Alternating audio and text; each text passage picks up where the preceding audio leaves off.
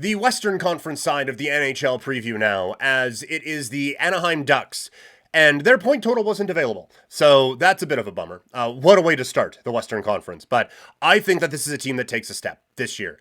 I think that they have accumulated enough high-end pieces. We talked about McTavish in the breakout episode. I think that they have...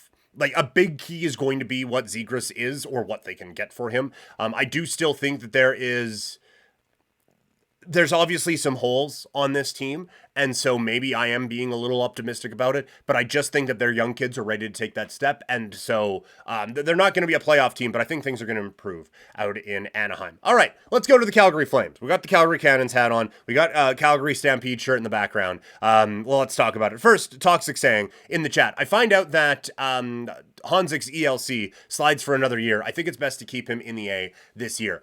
I am on that train. I understand it has been awesome what he has done in the preseason. I do find it weird where it's like, preseason, these games don't matter, but this guy's kicking ass in them, so let's go. It's exciting. It's exciting to see what he has done, and it is exciting to see what the progress that seems to have been made in his game. And I think that if you send him down to the American Hockey League, you have to have a very honest conversation with him to be like, look, this was awesome. Keep doing that. You going down there has nothing to do with what we think of you as a player or anything. It is just from a roster, contract, whatever. It sucks, but you are the path of least resistance going back down there. So that's what we're doing. We talked about the Pelche thing yesterday. I just think you have to kind of try to keep that guy around and on your roster. The total for the Flames is 81.5. We have talked before. I do not know how you get to this team being a 500 hockey team. I think, 80 points last year? And that was with all of those guys who they traded away, at least playing for part of the season. You had Markstrom the whole year. You had Hanifin for most of it. You had Tanev for most of it. You had Zadorov for a bit of it. You had Lindholm for at least some of it. Now, he wasn't giving you a whole lot, but he was still there. And so you had all of those pieces. This blue line is not the blue line of a 500 hockey team. And while I do think that there is a scenario where Wolf and Vladar are just great, and they maybe steal a few, I think you are asking a lot of this team to assume that they're going to get to 500. Maybe they don't just totally bottom out, but 82 points for this group? I do not see it. So I am going under on the Flames at 81.5. Chicago, 73.5. I have them over this year. I think that Connor Bedard showed last year he is special. Everything that we thought about him, he is. They went out. They're basically acquiring Taylor Hall again because he missed basically all of last season with that injury. They acquire Bertuzzi. They just bring in a few more actual NHL players to hang out on this roster. And so goaltending could still be a concern, but I think that they do take a step this year. Colorado at 102.5 points. This was one I went back and forth on a little bit. And if for no other reason than when I went over my Central after, a lot of overs. Lot of overs. Deeds, it's fine. Deeds, it's all good. We did the 10:30 stream yesterday, so it messes with you a little bit. So no worries. No need to worry. Happy you're here now. For Colorado, the downsides are pretty obvious. The Landeskog issues, goaltending we don't trust, and those sorts of things. But the upside is they have one of the 3 best players in the world in Nathan McKinnon.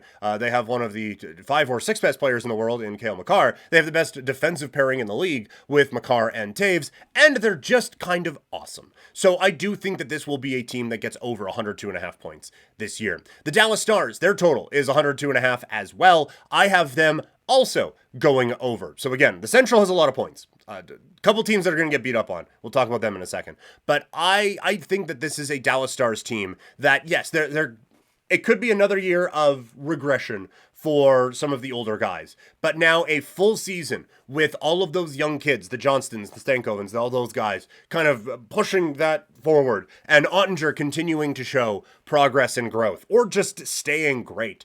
I think either way makes this one of the best teams in the National Hockey League. And I think Heiskanen is criminally underrated. Losing Tanev is a bit of a blow from the playoff team from last year. And I don't think they really replaced him that well, but there's still enough talent on this team to get them pretty far.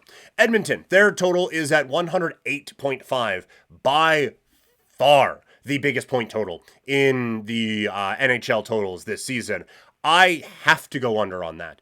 I just, to assume a team gets to 110 points basically is just a lot. And I get, like, they figured it out last year. And I know some people have been a little bit questioning of the offseason, and it didn't end great with Holloway and Broberg on their way to St. Louis, but I still think adding Skinner, adding Arvidsson, those are some smart moves. And so I do think this is going to be a good hockey team. But 109 points is insane to assume. Anyway, like, teams are going to get to that point. But that's just, no, I cannot get them there. When you still have maybe some of the blue line issues you may have, when you have the goaltending inconsistency that this team has had, I just can't get them to that point. And, Stanley Cup hangover and all that stuff as well. So I go under on them. Although, the last team that lost in the Stanley Cup final went on to win it in the next year. And maybe Edmonton will. We'll talk about playoff stuff in a little bit. Up next, it's the LA Kings. I'm going under 96.5. I just think a lot of teams have kind of passed them by a little bit. Maybe they figured out the goaltending situation when they moved on from PLD and brought in Kemper in the offseason, but I still think something is missing, and maybe it is another step forward for Quinton Byfield. But I think that there just needs to be a little bit more scoring punch, and also this blue line, like, Doughty was kind of starting to fall off anyway, and now he's just hurt. And I think that it's not as strong of a defense as maybe some people give them credit for. So I'm going under 96.5 on the Kings. Minnesota, I'm going over 94.5 for this group. Kirill the Thrill is back, and he is just absolutely just dealing. So yes, he is great. And this offense, like, there's a lot of pieces to like on this team. They got super banged up a year ago. And so I think that just health is going to help get them to this point, or to over 94.5 here this year. Nashville, their total is at 99.5. I can't, in all good conscience, or just for continuity, go off about how Tampa Bay lost Steven Stamkos and how that's going to hurt their season, and then say Nashville brought in Stamkos, and now that's not going to mean anything. No, I think it's going to mean something. I think that this team went very far, considering they had exactly one line that you were worried about with Forsberg, Nyquist, and then whoever. And now to go out and acquire Stamkos and Marchessault to basically just build a second line. They are a little soft down the middle, and that is a bit of a concern. But there is, with Forsberg and Nyquist and Stamkos and Marchessault, and still Roman freaking Yossi back there on the blue line, there is still, I think, a lot to be excited about with this team this year, and they are clearly going for it. So I think that this is really going to be a team that takes a step. San Jose, I have them under 64.5. I think this is going to be similar to the Chicago Bears, what we kind of predicted for them. Now, that hasn't necessarily turned out, but they're going to take steps forward, but maybe it's not going to show so much in the standings. It's going to be more an on-ice thing, like, okay, you feel better about this. They did go out and acquire some actual NHL players, which helps. But I still think that there is a severe lack of talent on this team that is going to, I think, hold them back quite a bit. Now, you only need them to get to 65 points to hit the over on this, but I still think it's going to be under on that group. Seattle, I don't necessarily love the long-term contracts they handed out, but I do think, again, Montour and Stevenson make them better this year. And those are two guys, like, proven commodities in the postseason and all of those things. And, like, Stevenson, I have long said, that's just a dude you win with. So I think that there is a lot to be excited about in Seattle, honestly. If Beniers can maybe have a bounce back from what happened a season ago, they have still quite a few very good players. It's just built out to be a bit of a deeper team.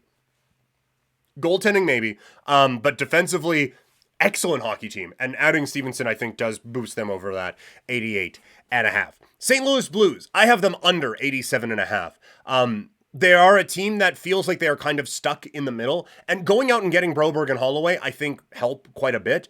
But you look at the rest of that Central Division, and it is tough, man, like we just talked about how Nashville got better. Dallas is still really good. Colorado is still really good. Anticipating a better year for Minnesota based on health. They're going to be good. Utah, I think, takes a couple of steps forward this year. Winnipeg is still challenging, and the Chicago Blackhawks were expecting to take a step. I think that kind of similar to Philadelphia over on the East, I think here in the West, St. Louis has a real challenge on their hands with just there being a lot of very good teams around them and some of your kind of core pieces maybe starting to fade a little bit. And so I kind of think this is going to be a really, really long year out in St. Louis. So I have them under 87.5, and honestly, probably substantially. The Utah Jazz, I have them at over 88.5. Talked about it before. I think that this is a team that 100% takes a big step this year. I think they were ready to take one last year, and then all the uncertainty of last year really sent things spiraling. Then they go out and acquire Sergachev. They have a new home. They have so much talent that you can be excited about. I think that this is the year that the Utah team takes the step that a lot of people thought Arizona was going to a season ago. Vancouver, I have them under 99.5. The goaltending situation with Demko and injuries and all of that just scares me off of it a little bit. I still think they needed to do a little bit more on the blue line. Adding DeBrusk to this forward group is actually quite intriguing to me, and I think does make this a little bit fun for what this team can be offensively. But I think that defensively, they're just not quite there, even though I do love Quinn Hughes. But the goaltending situation, the health of Demko, and the long-term whatever of all of that, I just have some concerns. So I do have Vancouver slightly under 99.5. Vegas, I have them over 97.5. I think the way last season ended is leaving a bit of a sour taste in some people's mouths. And losing Marchessault and Stevenson is a hit, no question about it. They still have Eichel and Hannafin and Stone and Pietrangelo and Theodore. It goes on and on and on. Like, this is a really, really talented team. It is not a deep team. That obvious, not a deep team. But this is a group that has a lot of high-end skill. And so I just can't bet against them. I have them over 97.5. And Winnipeg, I have them over 96.5. Kind of wanted to not, but I just, again, a very talented roster.